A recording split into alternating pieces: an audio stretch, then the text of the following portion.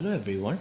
Consider this as your first class in information theory and coding. Okay, so here we are going to start with the first module. So this is the portion for the first module, right? The first module, there are two chapters. First chapter you're going to learn is the introduction to information theory, and the second chapter is source coding. So inside information theory, you need to understand what is information, okay? Concepts of information. Then you're going to study the units of information. Then what is entropy, right? The concept of entropy. Then the different types of entropy, that is marginal, conditional, and joint entropies. And then you're going to study the relationship between these three entropies, okay? Then you're going to learn about mutual information followed by information rate, okay? Each of these topics are very small, and also they're very easy to understand. And out of all this, from experience, I believe that these two topics is the most important, that is the entropies, marginal, conditional, joint entropies, and the relationship between entropies, because this is where most of the problems they'll ask in the exam. Okay, then the second chapter is source coding, that consists of instantaneous codes. Then the construction of instantaneous codes, how do you construct an instantaneous codes. Then you have the Crafts inequality followed by coding efficiency and redundancy. So this is the portion for the first module. So here in this video, we'll just start with the first topic, that is the concept of information. So what is information? This is something which you have already heard in your school days, right? What is information? Information is the reason behind every communication system, right? This is a textbook definition is given by, it is the commodity produced by the source for transfer to the user. A commodity. A commodity means it can be any, it can be a product, or it can be a image, or it can be any type of a signal, right? Or in other words, it is that thing which we want to send from one end to the other end. That is what you call as information, the essence of the communication system. It is not the signal, it is not the message, it is what the message is about. That is what is more important than the message itself. That is information. Okay, let's for example, let me, what example should I take? Okay, assume that you're going to assume that you're watching a movie for the first time. Okay, you're watching a very nice movie in the television for the first time, and you don't know what the story is about. Okay, but if you are not able to understand what the movie is, then you find the movies to be very boring for you, right? If you want to enjoy the movie, first you have to understand what the movie is trying to say. For that to happen, the television will generate the audio signal, and it also generate the visual signals, right? The audio signals will be picked up by the ears, and the visual signals will be received by your eyes, and then both these signals will reach your brain, and then your brain will interpret these signals, and that's how you understand the movie. That's how you receive information. That's how communication is actually complete, right? That is, this is what the information is like. Information means what the receiver is trying to understand. See, for example, let me just draw the basic communication system. We all know that the basic communication system consists of a transmitter, or you can also call this as a source, right?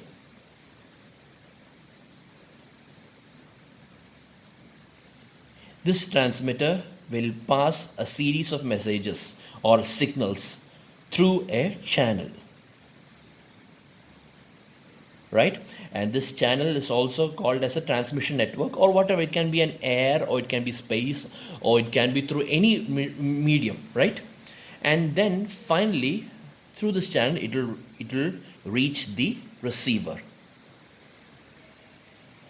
You can either call this as a receiver, or you can also call it as destination. Okay, so this is the basic building blocks. This you already know, the basic elements of a communication system: transmitter, channel, and receiver. Okay, so here the transmitter will transmit these messages, and then of course there might be an encoder over here, there might be a decoder over here. That depends on the type of communication system you are handling, right? So the transmitter will transmit some series of messages, and then and through the channel the messages will propagate, and then finally it will reach the receiver. Okay, so where does this information actually comes in this communication system? Where is this information is coming from in this block diagram? Where is this information? So for that, you need to understand that in this communication system is actually successful if and only if the receiver is able to interpret what the transmitter is transmitting. If the receiver is able to understand what the transmitter is trying to say, then I could say that the information is successfully passed from here to here. This can be your TV, this can be your brain. This can be some kind of a news reporter presenting a news, and then this might be your antenna, right? That you fix on top of your roof, right? So there are different ways. This can be a radio, this can be your ears. So therefore this it's not just the message that's being passed through. The receiver should able to understand the message. It should be able to interpret or decrypt the message. Then only we can say that the communication system is complete or it is successful. Okay, so that is what is information is, right? So what is the difference between information and a message? You see, that is one thing you need to understand over here. That is information. If I want to make it in a very simple definition of information, information is nothing but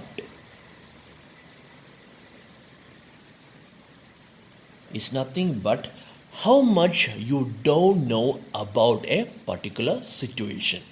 That is information. Something which you never heard of, or something which you don't know will happen or not. You might expect it, okay? You might know it might happen, but you are not completely sure.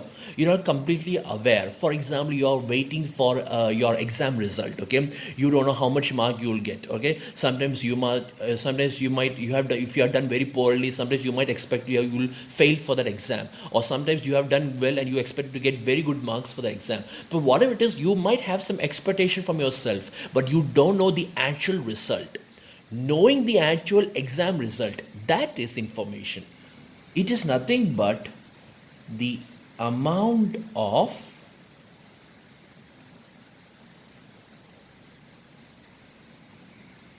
uncertainty. Hope the spelling is correct. The amount of uncertainty, that is information. The amount of uncertainty, or if you want to make it even more simpler, information is nothing but the amount of how surprised are you. That is information, the amount of surprise, right? So this means that, just to give you a good idea what is information, right? I have taken some 4 examples over here, okay? 4 events, okay, that could happen in our daily lives, okay? That could happen or may not happen in our daily lives, okay? So let's look at each of these 4 events, and then you will understand what is actually information, okay? You see, like I said, remember, like I said, it is the amount of uncertainty or amount of how much you don't know. That is information. So let's look at these 4 events. The first event, okay, the sun will rise in the east, okay? So just by reading the statement, how much information have you received? None. Nothing. Because we all know that the sun rises in the east. You have already learned that in the school days. So me saying this sentence to you is nothing new to you, right? Because you already expect that the sun will always rise in the east. It rose today, it will rise tomorrow, and it will rise even 100 or 1,000 years from now, right? So there is no change. There is no information that you will get just by reading the sentence, because this is basic knowledge that the sun will rise in the east, okay? Now, what about this sentence? Tomorrow will be a rainy day, okay? Well, I kind of expect that it will be a rainy day, but I don't know it will rain or not, okay? The funny thing about the sentence is that I wrote the sentence last night, okay? And today, right now, the rain is going on outside.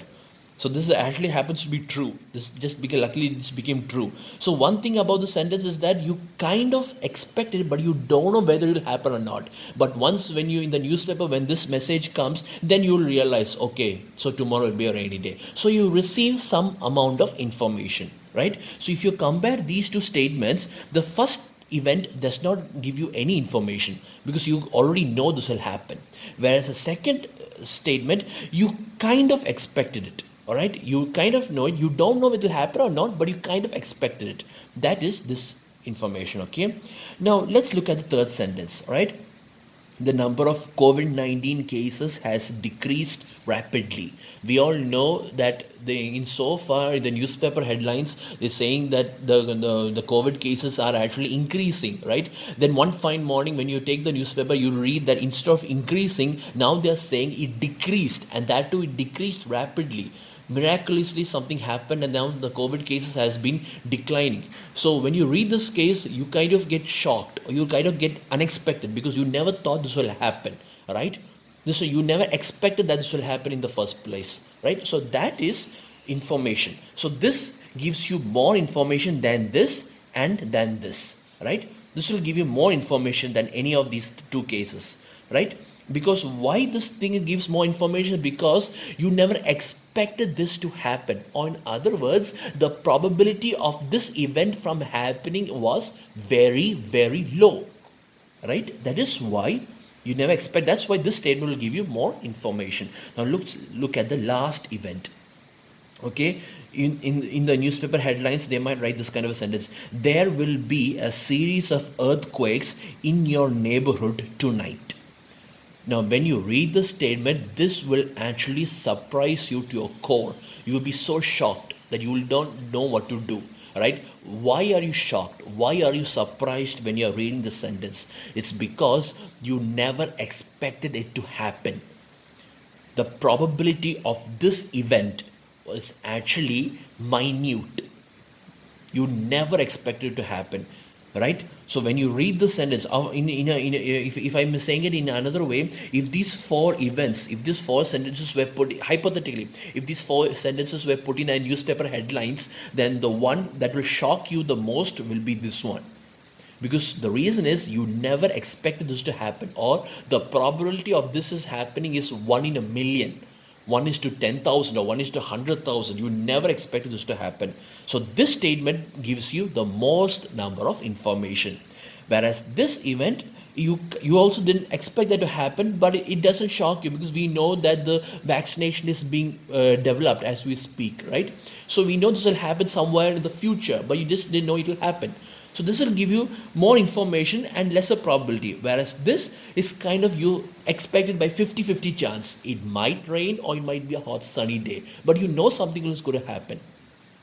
Okay, and this event is a sure event, right? It is a sure probability, and this sentence does not give you any information. So out of all this, as you go down, if you actually as you read, if you read down each and every events, then the amount of information is increased. That is, this statement receives the maximum information. Whereas what about the probability of that event? The probability of the event actually decreases. Here the probability of the event is actually 1, because we know that the sun will rise in the east. You are 100% sure about that. The probability is 100%. Or in other words, the probability of this event, that is, in other words, if you want to say, this is nothing but P of A is equal to 1, right? I'm just putting a number. So here, probability, the maximum value for probability, we know it is 1, and the minimum value is 0, right? Always the probability, the values of probability is from 0 to 1. So in the first event, the probability is 1. The probability of this event from occurring is 1. What about the second probability? Okay, we don't know whether it might be a rainy day or a hot sunny day. So let's say that I'm placing the probability as equal to 50%. Okay, 1 by 2. Okay, I'm assuming that the probability of the event B is 0.5. Okay, here you never expected this will happen. Okay, this is a kind of a might come up an unexpected for you. You'll be happy to hear it, but you never expected this to happen. So this will give you more information, but the probability of this was happening, the reason why this gives you more information is because, or the reason why you are more surprised is because the probability of this event was actually very small. I could say maybe, how much should I put? 1 by 8 maybe? 1 by 8, right? Or 0.125, right? That's because we don't really expected it. What about the last event? The last event is actually the one that gives you more information. And the probability of this, the reason why it gives you more information is because the probability of this event is totally unexpected. We never expected this will happen. I like to say this will be nothing but 1 into something, 1 into 100,000 or 1 into 1 million or whatever. You see, because because we never expect this to happen. So out of all these four events, in summary, out of all these four events, which event actually has the least probability? This one. And which event has the maximum probability? This one. Here the probability is 100%. This is a sure event, right? So now let me ask you one more question. Which event gives you more information? This one. The least probability event gives you the more information. All right. And here, how much information is provided from here? It is 0. The information provided by this event, because we already know the sun will rise in the east. Okay. So this is giving you the least amount of information. So now, since you now understood what is information, right, and the correlation between information and probability, what do you understand about it? See, suppose if you want to derive an equation. Now, see, the reason why we are learning the subject is because we are trying to theorize or materialize the concept of information. Or in other words, I'm trying to express information on the paper. That is what I'm trying to do. Express the information in terms of an equation. Okay. So how I'm going to express it is by generating some form of formulas or some rules that I have understood from all you have learned so far. So what are the different concepts of information? First, you are going to find, or you are going to understand the different concepts of information. And then after that, you are going to look at, you're going to derive at an equation that satisfies all these concepts. Okay. So what are the different concepts you have understood about information so far? First thing you have understood that is that for any event or message, whatever, for any event A, we have, from here you have already understood that the information about an event is actually inversely proportional to the probability of that event. Right? That is the first thing you have understood about the examples that you've written. Here you can see that as the probability is decreasing, the information is actually increasing, right? The one that, like I said before, the event or the message that surprises you, or the message that you never expected, that message is the one that gives you more information. And the message that least expected, or the message that you have kind of expected, you already expect, that you know this will happen, that message will give you lesser information. Okay. So therefore, information is indirectly or inversely proportional to its probability. Okay. So that is the first concept you have understood. Okay. And the second concept you have understood is that if the probability of that message, of the probability of that event is 1, then the information provided by that event is 0. Taking the first case, the sun will rise in the east. We know that the sun will rise in the east. There's nothing informative about that. So the probability of that event is 1. It's 100%. It is a sure event, a sure certain event. Therefore, there's no information from here. Therefore, the information is equal to 0. Okay? So that is one condition. So this is the first concept, this is the second concept, and the third concept you want to have is that the information must never be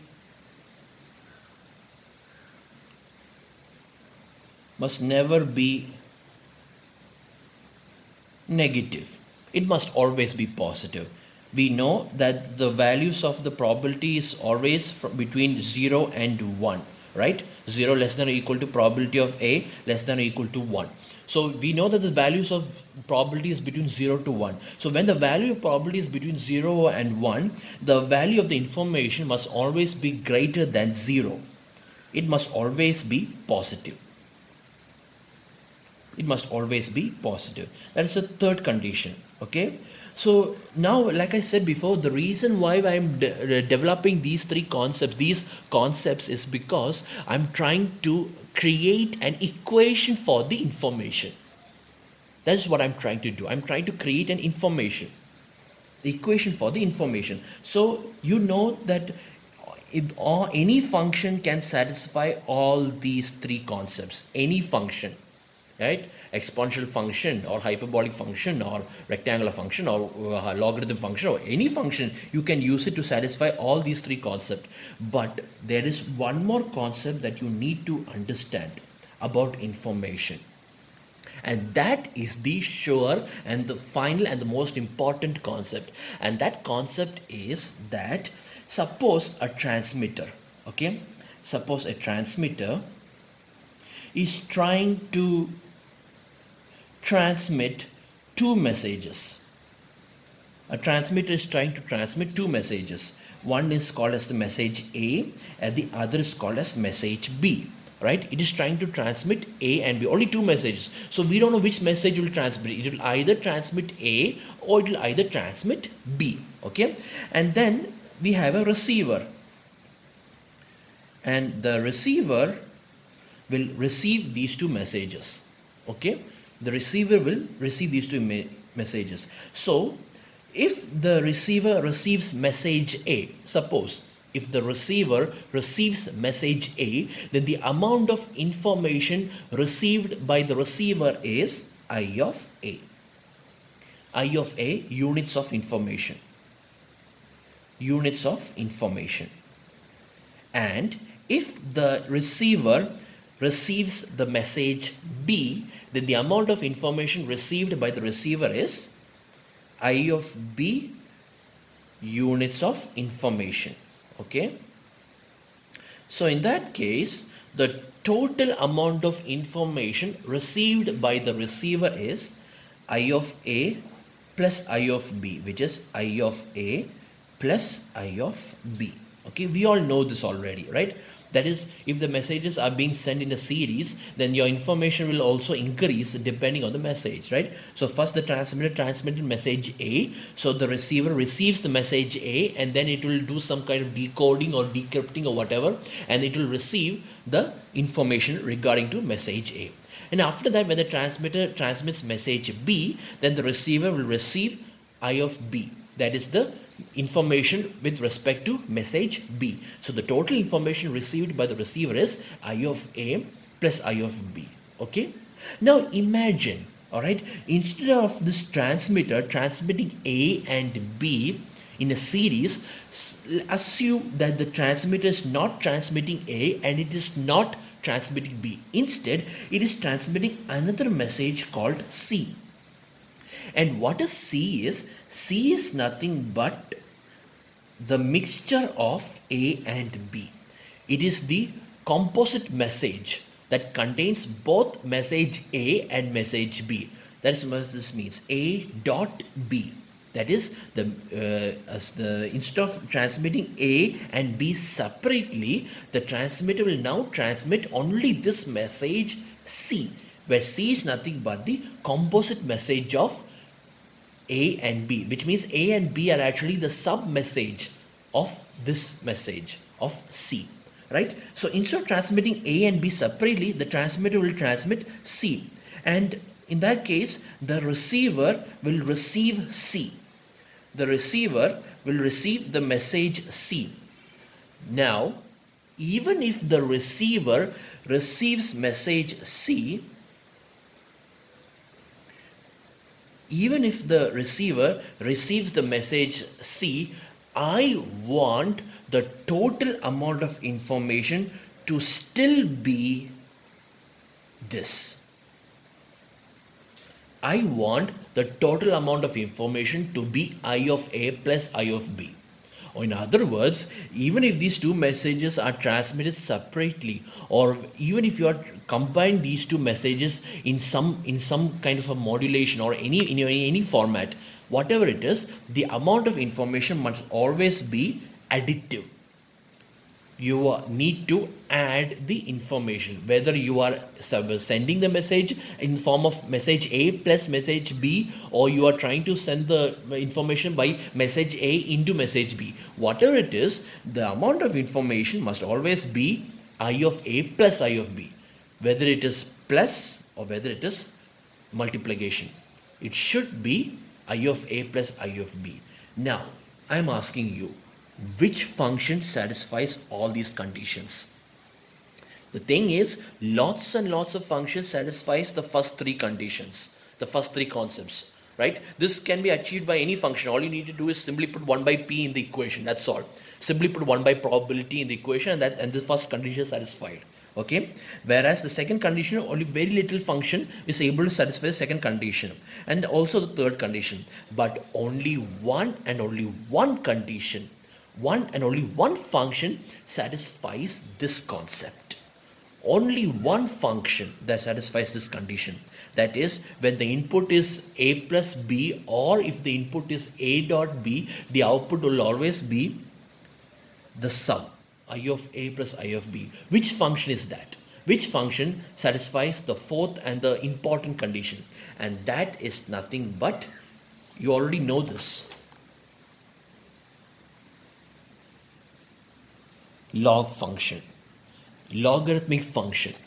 It is the logarithmic function that satisfies all these four conditions, all these four concepts. Or in other words, if you by satisfying all these conditions, I can say that the information of an event or the information of a message is given by log of 1 by p of a. The information about an event is given by log of 1 by p of a. This is the first equation you are going to study in this subject. The first equation. This information is called as the amount, this I of a is called as the amount of information received, or the amount of information of event A, or the amount of information of message A. That is I of a, also called as